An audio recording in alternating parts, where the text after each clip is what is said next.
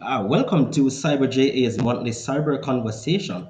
I am Richie Perry, and today we delve into the realities behind job descriptions versus what you actually experience in the workplace. And today we are exploring the common disconnect between job expectations and the day to day realities of various job roles. And job descriptions are like promises.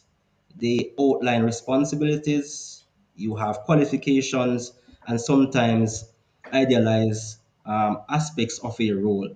And employers normally use JDs to attract candidates, setting the expectations, and that is where at times we have the challenges for the roles, scope, and requirements. And many of us have experienced, including myself, I must say, the shock when our daily tasks do not quite match the reality outlined on these job descriptions. And the reality is often shaped by company culture, we could say, team dynamics, also the unexpected challenges of the work environment. And job descriptions may oversimplify complexities or even omit crucial aspects like the politics that exist within organization, the resource limitation, and the list goes on. So to weigh in on this topic, we have our valuable expert voices who join on a regular basis. And we are talking about the likes of Paul Robinson, Jamir Fisher, and also, sorry, yes, and Jonathan Fisher. So, guys, thanks for taking the time to share in this conversation. And I'm definitely looking forward to the outcome of the valuable insights and the direction of this conversation. Thank So, I you. mean, with that said, what are your thoughts on this subject? And what has been your experience as it relates to this gap or disparity that exists between the JDs and the job descriptions? Have you ever been in such situation that you would want to share with us the actual realities? And more so, we are going to be delving into those strategies of actually dealing with these challenges. I mean, that is one of the most important aspect of this that we really want to delve into. So, guys, the floor is open. Paul, you would you like to Sure. start? Yes. Yeah. So a couple of things here. One is I personally haven't had this issue, but I deal with people. It seems like now on a daily basis that are having challenges with this, and there are a couple key things that I wanted to bring out. First of all, it's no secret that a lot of people are looking for jobs, and some people are in desperate financial shape, and so they're overlooking the job description or what's being required of them to get to the job because they need a job. And there are certain situations where it's like, you know what, I need the money, I need to pay for my family's bills, I'm going to just take whatever and I'll figure it out on the back end. But if you're not in the position of that, let's say you have a job, maybe it's not the greatest place to be, but you're looking to move on, or you're looking to elevate your career and you're a little bit more stable. I think a lot of the responsibility falls on you as a job seeker to flush all of that stuff out up front, and to take your time. Employees need to understand that they have power in the situation too. They need to understand that they have skills and traits that are valuable for a company, and it's important to know what you're getting into and ask those key questions. And it's not disrespectful or mean, but you want to know what you're getting into, especially in security, because now as careers are elevated, the liability that falls on your shoulders is bigger. So if you're signing up for a job and it says, okay, you're in charge of third party vendor risk or client risk, and something happens on your watch, you can now be liable for that personally. I know some security professionals that have personal insurance now to protect themselves in these cases. So that's kind of what I'll kick it off with, is to say, understand what state you're in looking for a job. But for the majority of people that are just looking to advance a career or leave a company, ask those key questions up front as to what it is exactly you're getting into.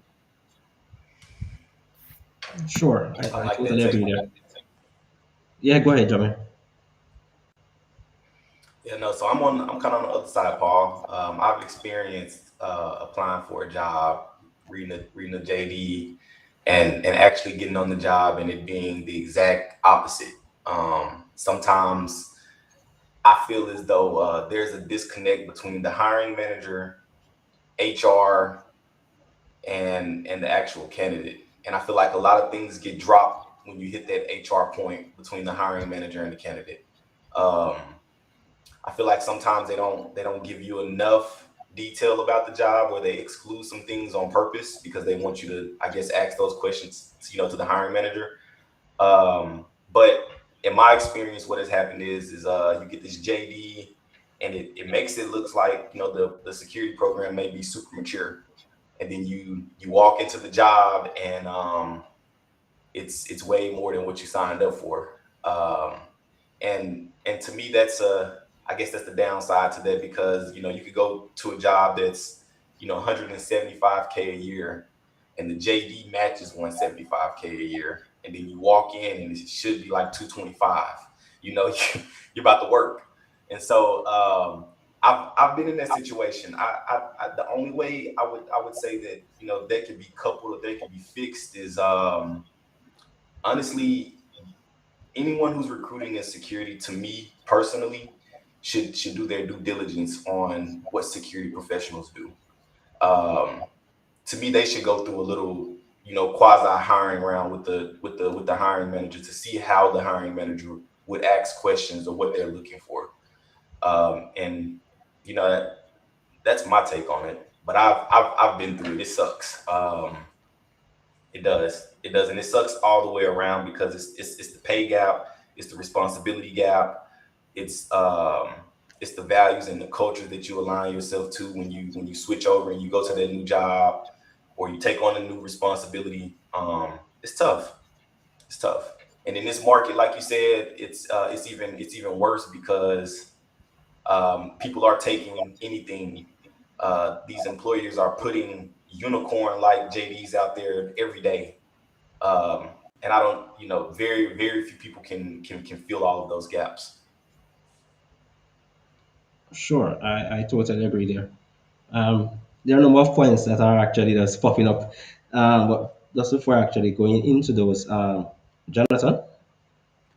Yeah, and one, I apologize for being off camera. I'm traveling, and so apparently the computer doesn't like not being on my home network, I guess. So, um, but enjoyed what Paul and Jamar both said. And it's true. Like, it's, the best time to be looking at a job is when you have a job, because you don't have that stress, right? 18 months ago I was laid off, right? So I've been on both ends where I had a rush to try to find a job. At that point, sometimes I'm not really fully looking at the job description. Sometimes I'm looking at just getting the job. Granted, you still need to look at it to see, hey, does it line up? Because if it lines up with what you've done, the chances are better that you're going to want to apply for it, and that you'll get a call back from a recruiter. But sometimes you get in that panic, especially for those who have probably been out of work for a few months. I know people who are coming up on a year of unemployment who, they kind of tend to throw the spray and pray method out. And, that's never going to work, regardless how qualified you are for it. But I know that's a completely different topic that we're not talking about. Um, but I mean, overall, I think when it comes to the job description, as Paul says, you as a applicant need to be very picky on what you're looking for. Even if you're out of a job, you have to really dissect it to see what qualifications are they actually asking for. And as Jameer said, sometimes all that information might not be in there. You're going to have those questions ready to talk to the hiring manager or someone on the team, right? and preferably before an interview, right? Try to reach out to people who work in that company, who, if you can find out that team, people who are on that team, to actually get that information to see if it actually lines up with you. And to me, I think that's one way to overcome the frustration that people have about the job description. Yeah, well said. I mean, great points so far, guys. But I think at times, one of the challenges I think people, I mean, talking about myself, is that you see a job description, you apply for that job, you're called for an interview, and as far as you're concerned, you just want to get this job. So the question of, at that point in time, is the job description really important? I mean, versus actually getting the job.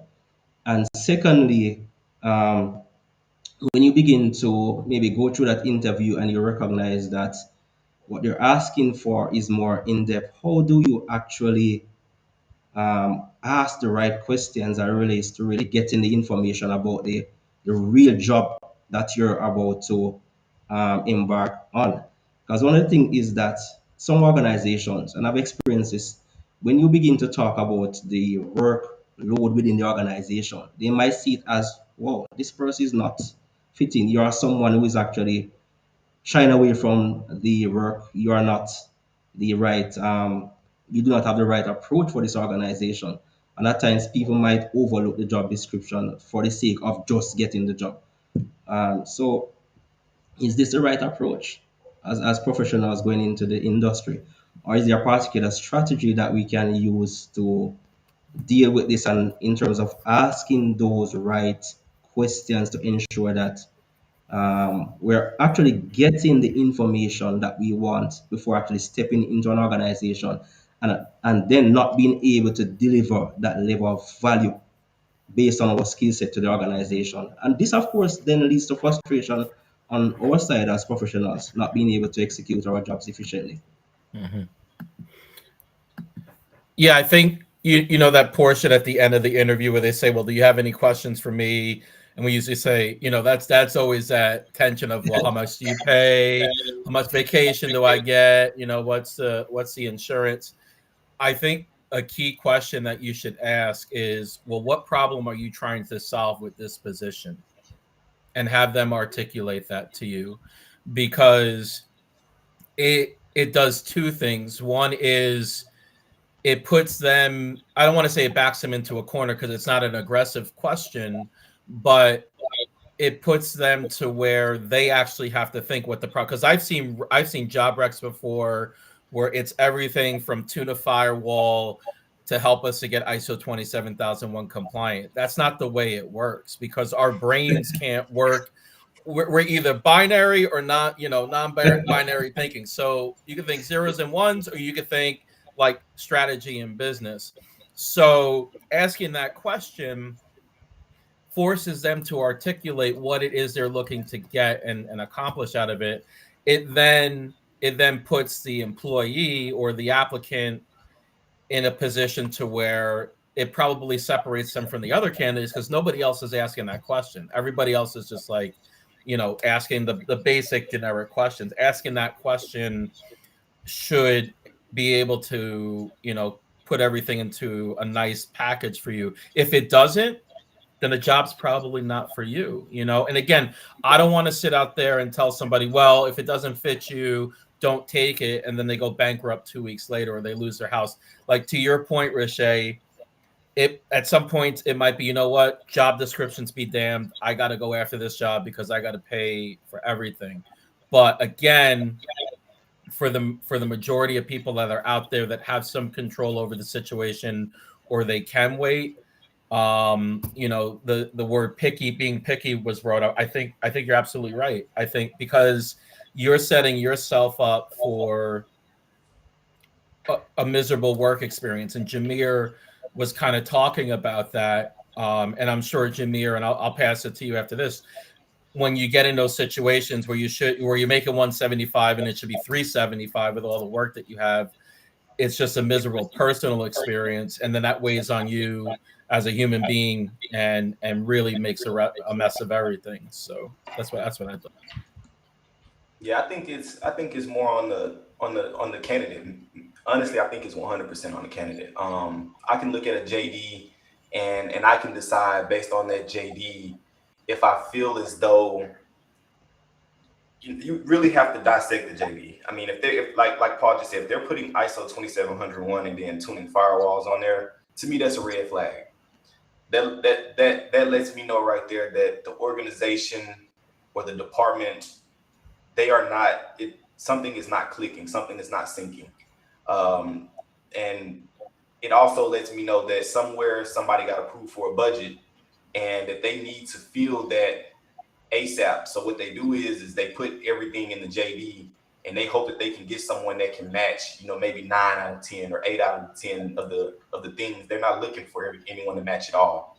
But I've been on both sides of that, where I'm the manager creating the JD, and then I'm the person that's applying for the job. And I can tell you, when you create the JD and then you get the candidates to come in and you actually do the interview process, sometimes you may get someone who is so amazing that they go above and beyond what the JD states. Then you may get someone who you feel as though they could be easily taught that job and they can fall into it real easily. So I'll take a chance on you as well. But going back to the candidate, when you see that JD out there and you see it has all of these things in it, even if you just need the money or you're just applying, you have to, it's all on you whether you want to be in that stressful situation or you want to go to a peaceful company. And I do a ton of research. I mean, I go in, I look at the domain of the company. I check to see have they been hacked in the past. I mean, I go and do my due diligence. I looked up the personnel on LinkedIn. I just go do my research. And I do it a lot today because this market is just so it's crazy, man. It's a wild game out here now. So as the candidate though, I would definitely just do my research, do my due diligence. Yeah, sure. I agree with that. I think to go with what Paul was saying earlier, right? Asking those questions. The interview, if you get to the point of the interview, that's the time that you can kind of dissect it with the hiring manager, right? And it's a two-way street. It's for you to interview them and for them to interview you, right? For you to see if you're a good fit. So find out what problem that they want you to solve, as Paul was saying. Find out also what your career path looks like, because right, it might be different than what the JD actually says. As unbelievable as that sounds at times, they might have just thrown together a JD that they've used before in the past and really edit it too much, but just hope that it's gonna, catch someone and through the elimination they'll find it. One of the jobs that I got after being laid off, right, I was happy to get it. It was something that was in my wheelhouse, so I felt it was going to be good. What I ended up being was a note taker for like 4 months, right? Because it was the company's busy season while they were trying to do a lot of audits. They threw me with a team that they just needed someone extra. And all they had me do was taking notes, right? I wasn't leading any of the audits or leading any of the conversations. So to me, that was not really what the JD was telling me, right? It wasn't, the JD was talking, I was going to lead these discussions. Now, whether or not the individuals I was working with thought I was well trained enough, I don't know, or that I didn't know their ways. But after 4 months, it is very discouraging just to be the one that takes notes and you're not really doing any of the work, right? Or you're just kind of being their backup playbook for them. So find out from the hiring manager exactly where they want you at, what are the job expectations. And what does the career path look like? Like, what do they want you to do within the first 30, 60, 90, 180 days, right? And how can you achieve those? So that to me, that's where you can be successful in one, dissecting that job description with that interview, that hiring manager. And just because you go through the interview doesn't mean you have to accept the job, right? It's a chance for you to learn if that's the place for you to be at. So just keep that in mind for those who are getting prepared for those interviews. Especially if you're, really hurting to try to get that job. Sometimes you might overlook that, and next thing you know, you're going to be in a miserable situation, and within 3, 4, or 5 months, you're going to want to leave that place. Yeah, and Jonathan brings up a really good point. You know, when you get in, um, you know, we have this old school mentality of like, I have to stay here a year. I have to stay here a year. It's going to look bad. I'm telling you right now, companies are not looking at that anymore. In fact, if people have too much longevity at a place, it's actually a strike against them at this point, especially in tech. Um, you know, so like if you decide within 3 4 months it's not for you and you got to look, don't be afraid to look, because again, it's the mental health aspect of it.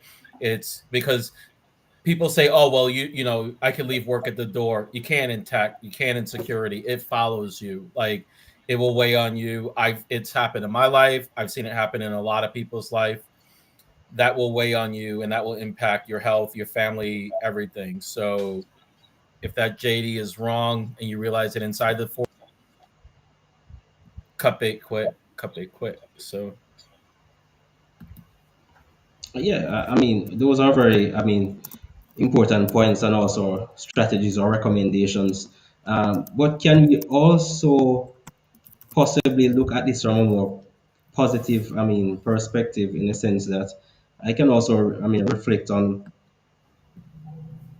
I can also reflect on my experience as it relates to, I mean, getting into the work environment. I mean, just to recognize that um, the requirements of the job, I thought I was actually being employed as part of a large team. Just to recognize that it was only a team of two, meaning myself and the hiring manager. And here I find myself in this large organization, far larger than where I was previously coming from. So many departments, entities, systems, and here I was thrown out into the ocean. And for the things that I did was actually as an opportunity to learn new systems, infrastructures. I mean, the GRC perspective, policies,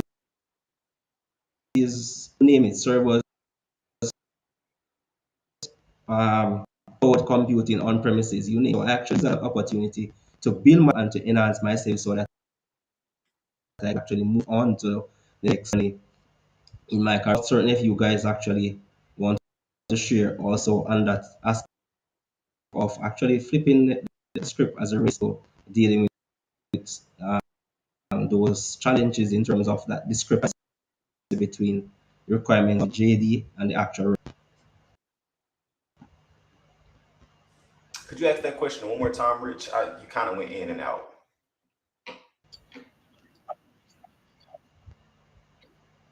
Oh,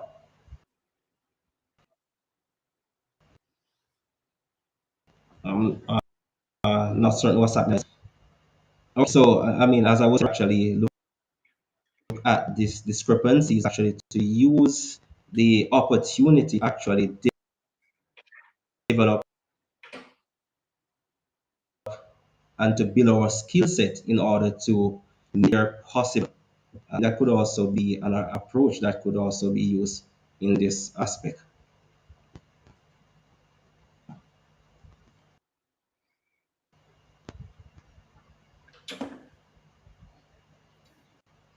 Yeah, so like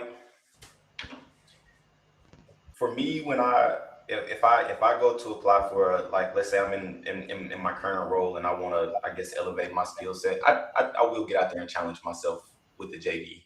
If it's something I've never done, something I've done in the past, but I didn't go that deep in, but I wanna add that to my repertoire. Sometimes a company will take the skill sets that you have that they don't have in their environment, and then teach you the skills that you don't have, and it's a win-win. There is a lot of positive impact though. Sometimes when you're looking at these JDs, like I had an interview with my current company, and the JD matched everything. And the hiring manager was very, very, very honest about what I was getting myself into, and the people on his team as well. So sometimes you run into good situations like that where the peace and the responsibility and the dumpster fires are put all out on the table, and you know about it before you go into it. Those are always the good catches. Um, those are the ones that make you want to stay there for 5 years, 10 years, and actually ground yourself in that company, just because you know the truth behind everything going on, in the front facing view. So um, there's some positive aspects of it.